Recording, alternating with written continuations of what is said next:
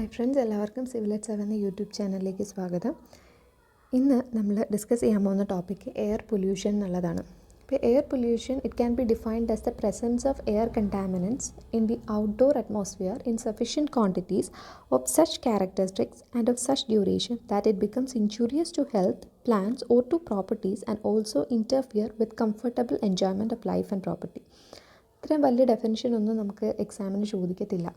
വേറൊന്നുമില്ല, എയറിൽ കണ്ടാമിനൻസ് ഉണ്ടാകുമ്പോൾ അപ്പോൾ നമുക്ക് എന്താ പറയുക, അതിൻ്റെ അകത്ത് എയർ പൊല്യൂഷൻ നടക്കുന്നു എന്ന് പറയാം. സോ എയർ പൊല്യൂഷൻ എന്താണെന്നോ ഒന്നും പറഞ്ഞിട്ട് ഇതുവരെയും ഒരു MCQ എക്സാംസിനും ചോദിച്ചിട്ടില്ല. നമ്മൾ ക്ലാസ് സ്റ്റാർട്ട് ചെയ്യുന്നത് കൊണ്ട് എന്താണെന്ന് ഡെഫിനിഷൻ പറഞ്ഞു എന്നേ ഉള്ളൂ. Next, sources and classification of air pollution. 3 sources ഉണ്ട്. ഒന്ന് നാച്ചുറലായിട്ട് എയർ പൊല്യൂഷൻ ഉണ്ടാകാം. നാച്ചുറലായിട്ട് നമ്മൾ കരിയിലേക്ക് ഇട്ട് നമ്മളിപ്പം ഒരു കാടിന് തീ പിടിക്കുകയാണ്, അപ്പോൾ ഉണ്ടാകുന്നതെന്ന് വെച്ചാൽ നാച്ചുറൽ എയർ പൊല്യൂഷനാണ്. നാച്ചുറൽ കണ്ടാമിനൻസ് കാരണം ഉണ്ടാകുന്ന എയർ പൊല്യൂഷൻ ഉണ്ട്. പിന്നെ മറ്റൊന്ന് എയറോസോൾസ് കാരണം ഉണ്ടാവും. പിന്നെ ഗ്യാസസ് ആൻഡ് വേപ്പേഴ്സ് കാരണം ഉണ്ടാവും. അപ്പോൾ എയറോസോൾസ് കാരണം ഉണ്ടാകുന്ന എയർ പൊല്യൂഷൻ എന്താണെന്ന് നമുക്ക് നോക്കാം. എയറോസോൾസ് എന്ന് പറഞ്ഞിട്ടുണ്ടെങ്കിൽ ഇപ്പം ഒരു സോളിഡ് അല്ലെങ്കിൽ ഒരു ലിക്വിഡ് പാർട്ടിക്കിള് മൈക്രോസ്കോപ്പിക് സൈസുള്ള പാർട്ടിക്കിളായിരിക്കണം. അത് ഗ്യാസിൽ ഡിസ്പേഴ്സ് ആവുമ്പോൾ ഉണ്ടാവുന്നതാണ് എയറോസോൾസ്. ഓക്കെ, അതിൻ്റെ എക്സാമ്പിൾസ് ആയിട്ട് വരുന്നതാണ് dust, smoke, mist, fog, fumes. ഇതൊക്കെ ഡസ്റ്റ് എന്ന് പറഞ്ഞാൽ നമ്മളൊരു കൺസ്ട്രക്ഷൻ സൈറ്റിൽ തന്നെ നോക്കുകയാണെന്നുണ്ടെങ്കിൽ അവിടെ പൊടി ഒത്തിരി പറക്കുന്നുണ്ടായിരിക്കല്ലേ, അത് തന്നെയാണ് ഡസ്റ്റ്. അതായത് it is produced by crushing, grinding etcetera of organic and inorganic materials. Organic മെറ്റീരിയൽസും ആകാം അല്ലെങ്കിൽ ഇനോർഗാനിക് മെറ്റീരിയൽസും ആകാം. അതിൻ്റെ ക്രഷിങ്, ഗ്രൈൻഡിങ് കാരണമൊക്കെ ഉണ്ടാകുന്നതാണ് ഡസ്റ്റ് എന്ന് പറയുന്നത്.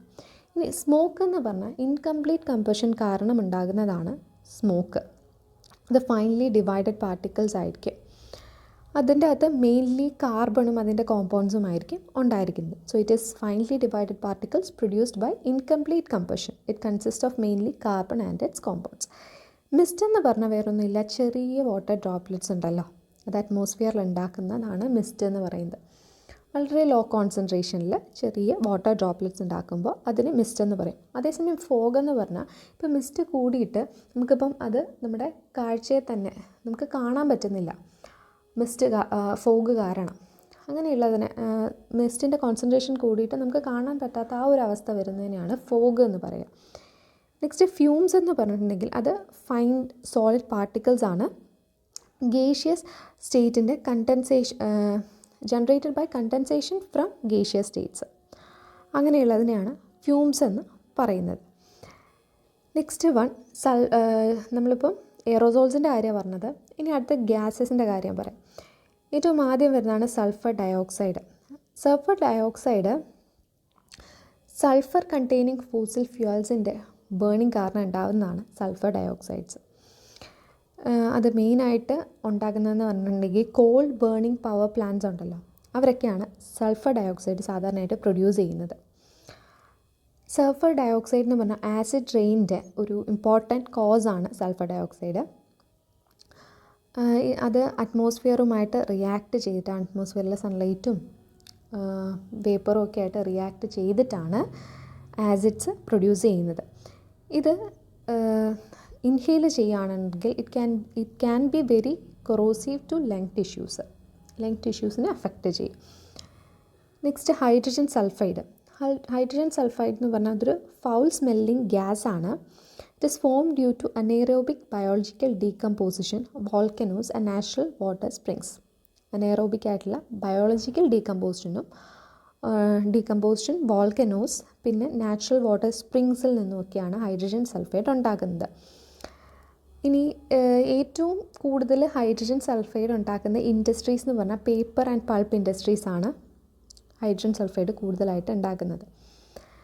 പിന്നെ ഉള്ളതാണ് ഹൈഡ്രജൻ ഫ്ലൂറൈഡ് എന്ന് പറഞ്ഞിട്ടുണ്ടെങ്കിൽ major source is manufacture of phosphide fertilisers, aluminium industries, brick plants etcetera. ഇതൊക്കെയാണ് fertilisers, aluminium industries, brick plants ഒക്കെയാണ് ഹൈഡ്രജൻ ഫ്ലൂറൈഡ് ഉണ്ടാക്കുന്ന മേജർ സോഴ്സസ്.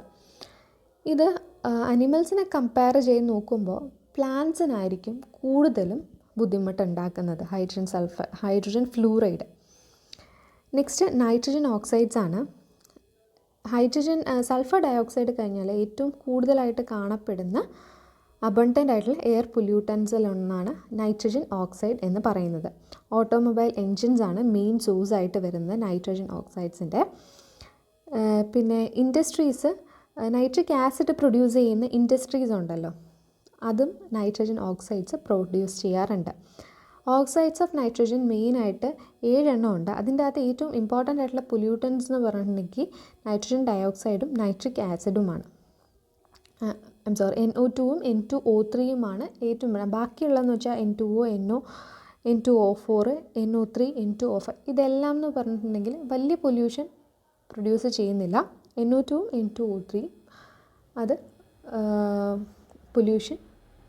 പൊല്യൂഷൻ ഉണ്ടാക്കുന്ന നൈട്രജൻ ഓക്സൈഡ്സ് ആണ്. നെക്സ്റ്റ് കാർബൺ മോണോക്സൈഡ്സ് ആണ്.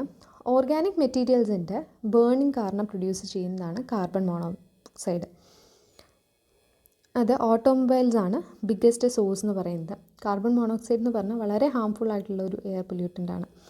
കാരണം അത് ഹീമോഗ്ലോബിനുമായിട്ട് നമ്മൾ ശ്വസിച്ച് അതിന് ഹീമോഗ്ലോബിനുമായിട്ട് ബൈൻഡ് ചെയ്യുമ്പം അത് ബോഡിയിലെ ഓക്സിജൻ അല്ലെങ്കിൽ ബ്ലഡിൽ ഓക്സിജൻ ലെവൽ റെഡ്യൂസ് ചെയ്യാൻ കാരണമാകുന്നുണ്ട്. അതൊരു പേഴ്സിസ്റ്റൻറ്റ് പൊല്യൂട്ടൻ്റ് അല്ല, കുറേ നേരം ഒന്നും എയറിൽ നിൽക്കത്തില്ല. അത് പെട്ടെന്ന് ഓക്സിജനുമായിട്ട് കമ്പൈൻ ചെയ്ത് കാർബൺ ഡയോക്സൈഡായിട്ട് മാറുകയാണ് ചെയ്യുന്നത്. ഇനി നമുക്ക് ക്ലാസിഫൈ ചെയ്യാവുന്നതെന്ന് പറഞ്ഞാൽ പ്രൈമറി എയർ പൊല്യൂട്ടൻസും സെക്കൻഡറി എയർ പൊല്യൂട്ടൻസും അങ്ങനെ നമുക്ക് ക്ലാസിഫൈ ചെയ്യാം. പ്രൈമറി എയർ പൊല്യൂട്ടൻസ് പറഞ്ഞാൽ അവരൊറ്റയ്ക്ക് മതി എയർ പൊല്യൂട്ട് ചെയ്യാൻ വേണ്ടിയിട്ട്. അതേസമയം സെക്കൻഡറി എയർ പൊല്യൂട്ടൻസ് പറഞ്ഞാൽ അത് മറ്റൊരു ഇതുമായിട്ട് സൺലൈറ്റ് അല്ലെങ്കിൽ നാച്ചുറൽ ഗ്യാസസുമായിട്ട് ഇൻറ്ററാക്ട് ചെയ്തിട്ടാണ് എയർ പൊല്യൂട്ടൻ്റായിട്ട് ഹാംഫുൾ കോമ്പൗണ്ടായിട്ട് മാറുന്നത്. അപ്പം പ്രൈമറി പൊല്യൂട്ടൻ്റ് എന്ന് പറഞ്ഞാൽ materials that when released pose health risk in their unmodified forms or those emitted directly from sources. അപ്പം നമ്മുടെ സോഴ്സിൽ നിന്ന് വരുമ്പോൾ തന്നെ അത് എയർ പൊല്യൂഷൻ ഉണ്ടാക്കുകയാണ് ചെയ്യുന്നത്. അതേസമയം സെക്കൻഡറി എയർ പൊല്യൂട്ടൻസ് അങ്ങനെയല്ല. ഈ പ്രൈമറി എയർ പൊല്യൂട്ടൻസ് മറ്റെന്തെങ്കിലുമായിട്ട് റിയാക്ട് ചെയ്തിട്ട് ഫോം ചെയ്യുന്നതാണ് സെക്കൻഡറി എയർ പൊല്യൂട്ടൻസ് എന്ന് പറയുന്നത്. പ്രൈമറി എയർ പൊല്യൂട്ടൻസ് ഏതൊക്കെയാണെന്ന് പറഞ്ഞിട്ടുണ്ടെങ്കിൽ കാർബൺ മോണോക്സൈഡ്, നമ്മൾ നേരത്തെ പറഞ്ഞ carbon monoxide, sulphur dioxide, nitrogen oxides, hydro carbons, particulate matters, ഇതൊക്കെ പ്രൈമറി എയർ പൊല്യൂട്ടൻസിൽ വരുന്നതാണ്. സെക്കൻഡറി എയർ പൊല്യൂട്ടൻസിൻ്റെ അകത്ത് വരുന്ന ഏറ്റവും ഇമ്പോർട്ടൻ്റ് വണ്ണാണ് ഓസോൺ.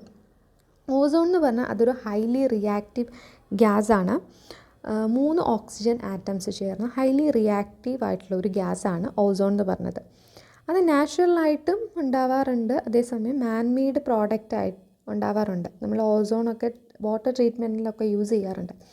അപ്പോൾ അതൊരു നാച്ചുറലായിട്ടുണ്ട്, മാൻമെയ്ഡായിട്ട് നമുക്ക് പ്രൊഡ്യൂസ് ചെയ്യാനും പറ്റും. ഇനി മറ്റ് സെക്കൻഡറി എയർ പൊല്യൂട്ടൻസ് എന്ന് പറഞ്ഞാൽ പെറോക്സി അസിറ്റൈൽ നൈട്രേറ്റ്, പിന്നെ photo chemical smog, aerosols and mist, അതെല്ലാം സെക്കൻഡറി എയർ പൊല്യൂട്ടൻസിൽ വരുന്നത്. അപ്പം ഇതിൽ നിന്ന് ക്വസ്റ്റ്യൻസ് ചോദിക്കാറുണ്ട്. പ്രൈമറി എയർ പൊല്യൂട്ടൻസ് ഓപ്ഷനിൽ തന്നിട്ട് അതിൻ്റെ അകത്ത് ഏതാണ് പ്രൈമറി എയർ പൊല്യൂട്ടൻറ്റ് എന്ന് പറഞ്ഞ് ചോദിക്കാറുണ്ട്. അതേപോലെ സെക്കൻഡറി എയർ പൊല്യൂട്ടൻറ്റ് ഏതാണെന്ന് പറഞ്ഞും ചോദിക്കാറുണ്ട്. അപ്പോൾ ഓസോണൊക്കെ സെക്കൻഡറി എയർ പൊല്യൂട്ടൻറ്റിൽ വരുന്നതാണ്. പെറോക്സി അസിറ്റൈൽ നൈട്രേറ്റ് ഒക്കെ സെക്കൻഡറി എയർ പൊല്യൂട്ടൻ്റ് അകത്ത് വരുന്നതാണ്. ഇനി സ്മോഗ് എന്താണെന്ന് നോക്കാം. സ്മോഗ് എന്ന് പറഞ്ഞാൽ 2 ടൈപ്പ് ഉണ്ട്. ഫോട്ടോ കെമിക്കൽ സ്മോഗും ഉണ്ട്, കോൾ ഇൻഡ്യൂസ്ഡ് സ്മോഗും ഉണ്ട്. Photo chemical smog is caused due to the interaction of hydrocarbons and nitrogen oxides under the influence of direct sunlight, giving rise to dangerous PANs and ozone. അതായത് ഹൈഡ്രോകാർബൺസും nitrogen ഓക്സൈഡ്സും nitrogen oxides ഒക്കെ എന്ന് പറഞ്ഞാൽ നമ്മൾ primary air പൊല്യൂട്ടൻസിൻ്റെ കാര്യം പറഞ്ഞില്ലേ, അതിൻ്റെ അകത്തുള്ള hydrocarbons, nitrogen oxides ഇതെല്ലാം സൺലൈറ്റുമായിട്ട് ഡയറക്റ്റ് കോണ്ടാക്റ്റ് വന്നിട്ട് പാനും, അതായത് നമ്മൾ നേരത്തെ പറഞ്ഞ പെറോക്സി അസിറ്റൈൽ നൈട്രേറ്റും ഓസോണുമായിട്ട് മാറും. അതിൻ്റെ കോമ്പിനേഷൻ നമ്മൾ സ്മോഗ് എന്ന് പറയും. ഇനി കോൾ ഇൻഡ്യൂസ്, അതാണ് ഫോട്ടോ കെമിക്കൽ സ്മോഗ് എന്ന് പറയാം. ഇനി കോൾ ഇൻഡ്യൂസ്ഡ് സ്മോഗ് ഉണ്ട്. Coal induced smog consist of സ്മോഗാണ് കേട്ടോ. അത് coal induced smog consist of smoke, sulphur compounds and fly ash. ഇത് ഉള്ളതാണ് നമ്മൾ കോൾ ഇൻഡ്യൂസ്ഡ് സ്മോഗ് എന്ന് പറയുന്നത്. അപ്പോൾ ഫോട്ടോ കെമിക്കൽ സ്മോഗ് എന്ന് പറഞ്ഞിട്ടുണ്ടെങ്കിൽ ഹൈഡ്രോ കാർബൺസും നൈട്രജൻ ഓക്സൈഡ്സും കാരണം ഉണ്ടാകുന്ന അത് സൺലൈറ്റുമായിട്ട് റിയാക്ട് ചെയ്തിട്ട് ഉണ്ടാകുന്നതാണ് സ്മോഗ്, ഫോട്ടോ കെമിക്കൽ സ്മോഗ്. അതിൻ്റെ അകത്ത് പാനും ഓസോണുമാണ് വരുന്നത്. പിന്നെ കോൾ ഇൻഡ്യൂസ്ഡ് സ്മോക്കിൻ്റെ അകത്ത് smoke, sulphur compounds and fly ആഷാണ് ഉണ്ടാവാറുള്ളത്. സൾഫർ കോമ്പൗണ്ട്സും ഫ്ലൈ ആഷുമാണ് കോൾ ഇൻഡ്യൂസ്ഡ് സ്മോഗിൽ ഉണ്ടാവാറുള്ളത്. നെക്സ്റ്റ് ട്രാഫിക് സ്മോഗ് പറയും. ട്രാഫിക് സ്മോഗിൻ്റെ അകത്ത് എന്ന് പറഞ്ഞാൽ മോഡേൺ സ്മോഗ് എന്നും പറയാറുണ്ട്. വെഹിക്കുലർ എമിഷൻസിൽ നിന്നും, ഇൻറ്റേർണൽ കമ്പഷൻ എൻജിൻസിലെ വെഹിക്കുലർ എമിഷൻസ് സൺലൈറ്റുമായിട്ട് കമ്പൈൻ ചെയ്തിട്ട് ഒരു സെക്കൻഡറി പൊല്യൂട്ടൻ്റ് ആയിട്ട് മാറുന്നതിനെയാണ് ട്രാഫിക് സ്മോഗ് എന്ന് പറയുന്നത്. അപ്പോൾ ഇതെല്ലാം സ്മോഗ് എന്ന് പറഞ്ഞ ഒരു സെക്കൻഡറി എയർ പൊല്യൂട്ടൻ്റ് ആണ്. ഓസോൺ പറഞ്ഞു, pan, photo chemical smog, aerosols and mist. അപ്പം അതിൻ്റെ അകത്ത് സ്മോഗ് എന്താണെന്ന് പറഞ്ഞതാണ്. 2 ടൈപ്പ് ഉണ്ട്. Photo chemical smog, call induced smog ഉണ്ട്. പിന്നെയുള്ള ട്രാഫിക് സ്മോഗാണ്. അതെന്താണെന്ന് നമ്മൾ പറഞ്ഞു. ഇനി അടുത്ത് എയർ ക്വാളിറ്റി ഇൻഡെക്സ് എന്ന് പറഞ്ഞാൽ ഒരു സ്ഥലത്തെ എയറിൻ്റെ ക്വാളിറ്റി സ്പെസിഫൈ ചെയ്യുന്ന ഒരു പാരാമീറ്ററാണ് എയർ ക്വാളിറ്റി ഇൻഡെക്സ്. അതിൻ്റെ വാല്യൂ അനുസരിച്ചാണ്. ഇപ്പം നമ്മുടെ കൊല്ലത്തുള്ള എയർ ക്വാണ്ടിറ്റി ക്വാളിറ്റി ഇൻഡെക്സ് ആയിരിക്കത്തില്ല വേറെ ഏതെങ്കിലും സ്ഥലത്തുള്ളത്, അപ്പോൾ കുട്ടനാടുള്ളത്. അപ്പം അതെല്ലാം വേരി ചെയ്യും. പിന്നെ കേരളത്തിലുള്ളതായിരിക്കത്തില്ല ഡൽഹിയിലുള്ളത്. അപ്പോൾ ഈ എയർ ക്വാളിറ്റി ഇൻഡെക്സ് ഇപ്പം 0 to 50 ആണെന്നുണ്ടെങ്കിൽ അത് ആ റേഞ്ചിൽ വരുവാണെന്നുണ്ടെങ്കിൽ ഗുഡ് എന്ന് പറയാം. അതിനനുസരിച്ച് വാല്യൂ കൂടുന്നതിനനുസരിച്ച് അവിടുത്തെ എയർ ക്വാളിറ്റിയും കുറയുന്നു എന്നുള്ളതാണ് അതിൻ്റെ ആ ഒരു പാരാമീറ്റർ സൂചിപ്പിക്കുന്നത്. സോ അങ്ങനെയാണ് എയർ ക്വാളിറ്റി ഇൻഡെക്സ് വരുന്നത്. ഇനി എഫക്ട്സ് ഓഫ് എയർ പൊല്യൂഷൻ എന്ന് പറഞ്ഞാൽ human health effects short term എഫക്ട്സും ഉണ്ട്, ലോങ് ടേം എഫക്ട്സും ഉണ്ട്. ഷോർട്ട് ടേം എഫക്ട്സ് എന്ന് പറഞ്ഞിട്ടുണ്ടെങ്കിൽ ഇപ്പോൾ ഒരു പൊല്യൂട്ടഡ് ആയിട്ടുള്ള ഒരു സിറ്റി ഉണ്ട്, നമ്മളിപ്പോൾ അവിടെ പോവുകയാണെന്ന് വെച്ചോ. എപ്പോഴും ഒന്നും പോകാറില്ല, വല്ലപ്പോഴും പോവുകയാണ്. ഇപ്പം ഡൽഹി പോലെ ഹൈലി പൊല്യൂട്ടഡ് ആയിട്ടുള്ള ഒരു സിറ്റിയിൽ നമ്മൾ ഇടയ്ക്ക് വെച്ചിട്ട് പോവുകയാണ്. അപ്പോൾ നമുക്ക് ചിലപ്പം കണ്ണുകൾക്ക് ഒരു ഇറിറ്റേഷൻ ഉണ്ടാവാം, ആ പൊല്യൂഷൻ കാരണം കണ്ണിൽ ഇറിറ്റേഷൻ ഉണ്ടാവാം. അല്ലെങ്കിൽ പുതിയതായിട്ട് ചെല്ലുമ്പോൾ നമുക്ക് അലർജി പോലത്തെ പ്രശ്നങ്ങളുണ്ടാകും. അതൊക്കെ ഷോർട്ട് ടേം എഫക്ട്സ് ആണ്. പക്ഷേ നമ്മളിപ്പം ഒരു ഫാക്ടറിയിലോ ഇൻഡസ്ട്രിയിലോ ഒക്കെ വർക്ക് ചെയ്യുകയാണ്, ലോങ് ടേം ആയിട്ട് നമുക്ക് ആ ഒരു എക്സ്പോഷർ വരികയാണെന്നുണ്ടെങ്കിൽ അതിനെ ലോങ് ടേം എഫക്ട്സ് എന്ന് പറയും. അപ്പോൾ എന്തായാലും എയർ പൊല്യൂഷൻ കാരണം ഹെൽത്ത് എഫക്ട്സ് ഉണ്ടായിരിക്കും. അപ്പോൾ ഹ്യൂമൻ ഹെൽത്ത് എഫക്ട്സ് എന്തൊക്കെയാണെന്ന് വെച്ചിട്ടുണ്ടെങ്കിൽ exposure to air pollution is associated with numerous effects on human health including pulmonary, cardiac, vascular and neurological impairments. അപ്പം ഇത് നമ്മൾ ഒത്തിരി ഒന്നും ഓർത്ത് വെച്ചേക്കേണ്ട കാര്യമില്ല. ജസ്റ്റ് ഇങ്ങനെ ഒന്ന് വായിച്ച് വിട്ടാൽ മതി എന്തൊക്കെയായിരിക്കും എയർ പൊല്യൂഷൻ്റെ എഫക്ട്സ് എന്ന്.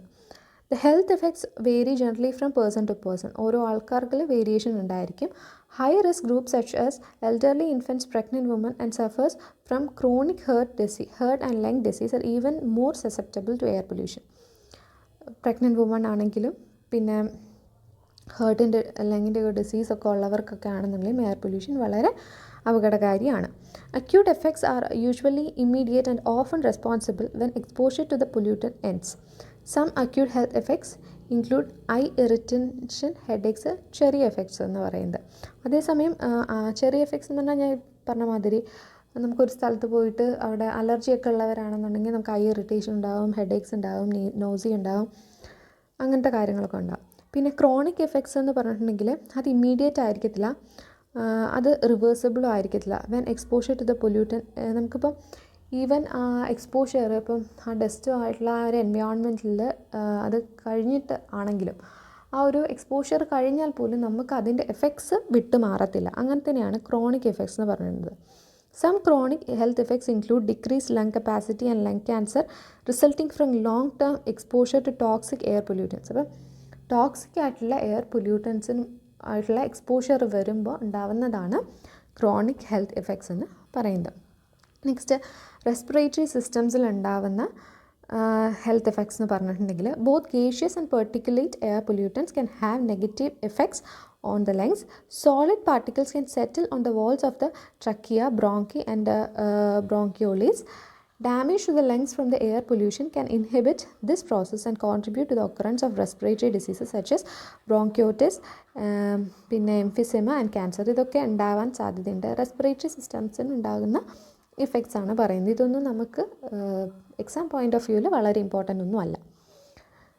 Next effects of various pollutants. ഇതൊന്ന് ഓർത്ത് വച്ചേക്കാം. നമ്മൾ കുറേ ഗ്യാസസിൻ്റെ കാര്യം പറഞ്ഞു, പൊല്യൂട്ടൻസ് ഗേഷ്യസ് പൊല്യൂട്ടൻസിൻ്റെ കാര്യം പറഞ്ഞു. അപ്പോൾ അതിൻ്റെ അകത്ത് സൾഫർ ഡയോക്സൈഡ് എന്ന് പറഞ്ഞിട്ടുണ്ടെങ്കിൽ it is an irritant gas which affects mucus membrane when inhaled. Mucus മെംബ്രെയിനെ അഫക്റ്റ് ചെയ്യുന്നതാണ് സൾഫർ ഡയോക്സൈഡ്. പിന്നെ ആസ്മ പേഷ്യൻസിന് വളരെ ബാഡ്ലി അഫക്റ്റ് ചെയ്യും സൾഫർ ഡയോക്സൈഡ്. പിന്നെ കാർബൺ മോണോക്സൈഡിന് നമ്മൾ പറഞ്ഞു കാർബോക്സി ഹീമോഗ്ലോബിൻ ഉണ്ടാകും, ബ്ലഡിലെ ഓക്സിജൻ ലെവൽ കുറയ്ക്കും, പിന്നെ നെർവസ് സിസ്റ്റംസിനെയൊക്കെ അഫക്റ്റ് ചെയ്യും എന്ന് പറഞ്ഞു. അതാണ് കാർബൺ മോണോക്സൈഡിൻ്റെ പ്രശ്നം. പിന്നെയുള്ളത് ഓക്സൈഡ്സ് ഓഫ് നൈട്രജൻ ആണ്. അല്ലെങ്കിൽ നേസൽ ഡിസ്കംഫർട്ട്, പൾമിനറി ഇറിറ്റേഷൻ, ഇതൊക്കെ ഉണ്ടാക്കുന്നതാണ് oxides of nitrogen. Next hydrogen സൾഫൈഡിൻ്റെ കാര്യം പറയുകയാണെന്നുണ്ടെങ്കിൽ നമ്മൾ വളരെ കുറച്ച് പീരീഡിൽ കോൺടാക്റ്റിൽ വരികയാണെങ്കിൽ just it results in fatigue of the sense of smell. അതേസമയം ലാർജ് പീരീഡ് നമ്മൾ കോൺടാക്റ്റിൽ വരികയാണെങ്കിൽ ഹൈഡ്രജൻ സൾഫൈഡുമായിട്ട് കോൺടാക്റ്റിൽ വരുവാണെങ്കിൽ ഈവൻ ഡെത്തിന് വരെ കോസ് ആകും. ഓക്കെ. ഇനി ഓസോൺ ആണെന്നുണ്ടെങ്കിൽ റെസ്പിറേറ്ററി സിസ്റ്റത്തിന് അഫക്റ്റ് ചെയ്യും. ഓസോണൊക്കെ എന്താ നമ്മൾ പറഞ്ഞത്, ഒരു സെക്കൻഡറി എയർ പൊല്യൂട്ടൻ്റ് ആയിട്ടാണ് പറഞ്ഞത് അല്ലേ. അപ്പോൾ ഓസോൺ റെസ്പിറേറ്ററി സിസ്റ്റത്തിനെ അഫക്റ്റ് ചെയ്യും. ലെഡ് എന്ന് പറഞ്ഞിട്ടുണ്ടെങ്കിൽ അത് ലിവർ കിഡ്നി ഡാമേജ് ഒക്കെ ഉണ്ടാക്കും. Lesser mental growth within children, അതൊക്കെയാണ് ലെഡിൻ്റെ. അത് മെയിൻ സോഴ്സ് എന്ന് പറഞ്ഞാൽ ഓട്ടോമൊബൈൽസ്, ബാറ്ററീസിൽ നിന്നൊക്കെയാണ് ലെഡ് മെയിനായിട്ട് ഉണ്ടാകുന്നത്. പിന്നെ ഇൻസെക്ടിസൈഡ്സ് നമ്മളെപ്പോഴും നമ്മൾ കോമൺ ആയിട്ട് കേട്ടിട്ടുള്ളതാണ് DDTയുടെ കാര്യം, നിരോധിച്ച കാര്യമൊക്കെ നമുക്കറിയാം. അതിൻ്റെ എഫക്ട്സ് ഇപ്പോഴും ഉള്ള കാര്യം നമുക്കറിയാം. അപ്പം ഇൻസെക്ടിസൈഡ്സ് ഒരു എയർ പൊല്യൂട്ടൻ്റ് ആണ്. പിന്നെയുള്ള ഈ എയർ പൊല്യൂഷൻ എന്ന് പറഞ്ഞ ടോപ്പിക്കിൽ വരുന്നതാണ് ആസിഡ് റെയിൻ എന്ന് പറയുന്നത്. ആസിഡ് റെയിൻ എന്ന് പറഞ്ഞാൽ സൾഫറിൻ്റെ ഓക്സൈഡ്സ്, നൈട്രജൻ്റെ ഓക്സൈഡ്സ് രണ്ടും നമ്മൾ ഗ്യാസസ് പറഞ്ഞ സമയത്ത്. അപ്പോൾ ഈ സൾഫറിൻ്റെ ഓക്സൈഡ്സും നൈട്രജൻ്റെ ഓക്സൈഡ്സും സൺലൈറ്റും വാട്ടർ വേപ്പറുമായിട്ട് കമ്പൈൻ ചെയ്തിട്ട് ഫോം ചെയ്യുന്നതാണ് ആസിഡ് റെയിൻ എന്ന് പറയുന്നത്. ഓക്കെ. അത് സ്ട്രോങ് ആസിഡ്സ് ഫോം ചെയ്യും. H2SO4, HNO3 പോലെ നൈട്രിക് ആസിഡും സൾഫ്യൂരിക് ആസിഡും പോലെയുള്ള ആസിഡ്സ് ഫോം ചെയ്യും. അങ്ങനെയാണ് ആസിഡ് റെയിൻ ഉണ്ടാവുന്നത്. ഇനി ആസിഡ് റെയിൻ എന്ന് പറയുന്നത് ഇപ്പോൾ pH ഓഫ് ആസിഡ് റെയിൻ എന്ന് പറഞ്ഞാൽ 5.6-നെക്കാട്ടിലും കുറവായിരിക്കും. അത് ഇപ്പോൾ നമ്മൾ MCQ ക്വസ്റ്റ്യൻസിൽ വരുവാണെങ്കിൽ അത് ഒരു വട്ടം SSC GK ചോദിച്ചതാണ്. അപ്പം അത് ചിലപ്പം വാല്യൂസിന് ചെറിയ വേരിയേഷൻസ് ഒക്കെ വരും. അത് നമുക്ക് ക്വസ്റ്റ്യൻ ചെയ്യുമ്പോൾ നോക്കാം. സോ ഇപ്പം ഓർത്ത് വെച്ചേക്കുക, PS ഏകദേശം 5.6 ആ ഒരു റേഞ്ചിന് താഴെ വരുവാണെങ്കിൽ നമ്മൾ ആസിഡ് റെയിൻ എന്ന് പറയും. 5.6 ഒക്കെ ആണെന്നുണ്ടെങ്കിൽ ക്ലീൻ റെയിൻ ആണെന്നാണ് നമ്മൾ പറയുന്നത്. ഇനി അതിൻ്റെ പ്രശ്നം എന്ന് പറഞ്ഞാൽ അത് വെജിറ്റേഷനെ അഫക്റ്റ് ചെയ്യും, സോയിലിനെ അഫക്റ്റ് ചെയ്യും, സോയിലിന് ഒരു അസിഡിക് നേച്ചർ ഉണ്ടാക്കി കൊടുക്കും. പിന്നെ ഗ്രീനറിയുടെ കംപ്ലീറ്റ് വാനിഷിങ്ങിന് തന്നെ ചിലപ്പോൾ ഒരു ആസിഡ് റെയിനിന് കാരണമാകും. ഇനി മറ്റൊരു പ്രശ്നം എന്ന് പറഞ്ഞാൽ നമ്മുടെ സിവിൽ റിലേറ്റഡ് ആയിട്ട് വരുന്നതെന്ന് പറഞ്ഞാൽ മോണ്യുമെൻറ്റ്സിനൊക്കെ അത് പ്രശ്നമാണ്. പിന്നെ ബിൽഡിങ്സിന്, ഇതിൻ്റെ എല്ലാത്തിൻ്റെയും ഡിറ്റീരിയോറേഷന് കാരണമാകും ആസിഡ് റെയിൻ. ഇനി സോയിലിലുണ്ടാവുന്ന ആസിഡ് റെയിൻ കാരണം അസിഡിക് സോയിൽസ് ഫോം ചെയ്യുമ്പം അതിനെ റീക്ലെയിം ചെയ്യാൻ വേണ്ടി നമ്മൾ യൂസ് ചെയ്യുന്ന ലൈം ട്രീറ്റ്മെൻറ്റ് യൂസ് ചെയ്യാറുണ്ട്. അത് നമ്മൾ ഇറിഗേഷനിൽ പഠിക്കുന്നുണ്ട്. സോയിലിൻ്റെ റീക്ലമേഷൻ മെത്തേഡ്സിൻ്റെ അകത്ത് അസിഡിക് സോയിലാണെന്നുണ്ടെങ്കിൽ ലൈം യൂസ് ചെയ്യുമെന്നൊക്കെ പറയുന്നുണ്ട്. ആൽക്കലൈൻ സോയിലാണെങ്കിൽ എന്ത് ചെയ്യും, അസിഡിക് സോയിലാണെങ്കിൽ എന്ത് ചെയ്യും, അത് ഇറിഗേഷൻ പഠിക്കുമ്പോൾ നോക്കാം. അപ്പോൾ ഇവിടെ ഇപ്പം ആസിഡ് റെയിൻ കാരണം സോയിൽ അസിഡിക് ആവുമ്പോൾ നമ്മൾ ലൈം യൂസ് ചെയ്തിട്ട് ട്രീറ്റ് ചെയ്യാറുണ്ട് എന്നുള്ള കാര്യം ഓർത്ത് വെക്കുക. ഇനി മറ്റൊരു എയർ പൊല്യൂഷൻ കാരണം ഉണ്ടാകുന്ന മറ്റൊരു എഫക്റ്റാണ് global warming and greenhouse effect. ഇതിൽ നിന്നും വരുന്ന ഏറ്റവും ഇമ്പോർട്ടൻറ്റ് ക്വസ്റ്റ്യൻ എന്ന് പറഞ്ഞാൽ ഗ്രീൻ ഹൗസ് എഫക്റ്റിന് കാരണമാകുന്ന ഗ്യാസസ് എന്തൊക്കെയാണെന്നാണ്. Carbon dioxide, methane, nitrous oxide, CFC. ഇത് ഇത്രയുമാണ് എന്തിനാണ് ഗ്ലോബൽ വാർമിംഗ് എന്നല്ല ഗ്രീൻ ഹൗസ് എഫക്റ്റിന് കാരണമാകുന്ന ഗ്യാസസ് ആണ് ഇതിത്രയും. ഓക്കെ. അപ്പോൾ അത് ഓർത്ത് വെച്ചേക്കുക, ഇതൊന്ന് ക്വസ്റ്റ്യൻ ചോദിക്കാറുണ്ട്. ഇനി ഗ്രീൻ ഹൗസ് എഫക്റ്റ് എന്ന് പറഞ്ഞിട്ടുണ്ടെങ്കിൽ ഗ്ലോബൽ വാർമിംഗ് അല്ലെങ്കിൽ ഗ്രീൻ ഹൗസ് എഫക്റ്റ് എന്ന് പറഞ്ഞാൽ ടെമ്പറേച്ചർ വളരെയധികം കൂടുകയാണ് ചെയ്യുന്നത്. ഓക്കെ. അങ്ങനെ കൂടുമ്പോഴേക്കും പോളാർ ഐസ് ക്യാപ്സ് ഒക്കെ മെൽറ്റ് ചെയ്യും, പിന്നെ സീയുടെ ലെവൽ കൂടും, ക്ലൈമറ്റ് ചേഞ്ചസ് ഉണ്ടാവും. അതിനെയാണ് നമ്മൾ ഗ്ലോബൽ വാർമിംഗ് എന്ന് പറയുന്നത്. ഇനി നമ്മൾ എയർ പൊല്യൂഷൻ കൺട്രോൾ ചെയ്യാൻ വേണ്ടിയിട്ട് നമ്മൾ യൂസ് ചെയ്യുന്ന കുറച്ച് ടെക്നിക്സ് ഉണ്ട്. അതിൻ്റെ കാര്യമൊക്കെ നമ്മൾ നെക്സ്റ്റ് ക്ലാസ്സിൽ നോക്കാം. Control of air pollution. പിന്നെ അത് കൂടാതെ അറ്റ്മോസ്ഫിയറിൽ എയർ പൊല്യൂട്ടൻസിനെ ഡിസ്പോസ് ചെയ്യുമല്ലോ ഫാക്ടറീസ് എന്നൊക്കെ ഉള്ള. അപ്പോൾ അതിൻ്റെ അകത്ത് കുറച്ച് ടേംസൊക്കെ പറയാനുണ്ട്. Environmental labs rate, adiabatic labs rate, അങ്ങനത്തെ കുറച്ച് കാര്യങ്ങൾ. പിന്നെ പ്ലൂംസ്, അതായത് ഫാക്ടറീസിൻ്റെ ചിമ്മിനിയിൽ നിന്നും വരുന്ന ആ ഒരു എഫ്ലുവൻ്റ് ഉള്ളല്ലോ, ഗ്യാഷ്യസ് എഫ്ലുവൻറ്റിൻ്റെ പാത്ത്, അതിനെയാണ് നമ്മൾ പ്ലൂം എന്ന് പറയാം. ആ പ്ലൂംസിൻ്റെ കുറേ ഡിഫറെൻറ്റ് ടൈപ്സ് ഉണ്ട്, അതും കൂടെ പറയാനുണ്ട്. അത് ഇത്രയുമാണ് എയർ പൊല്യൂഷൻ എന്ന് പറഞ്ഞ ടോപ്പിക്കിലുള്ളത്. അത് നമുക്ക് നെക്സ്റ്റ് ക്ലാസ്സിൽ നോക്കാം. അപ്പോൾ ഈ വീഡിയോ ഇഷ്ടമായെങ്കിൽ ചാനൽ സബ്സ്ക്രൈബ് ചെയ്യുക, ലൈക്ക് ചെയ്യുക, ഷെയർ ചെയ്യുക. Thank you.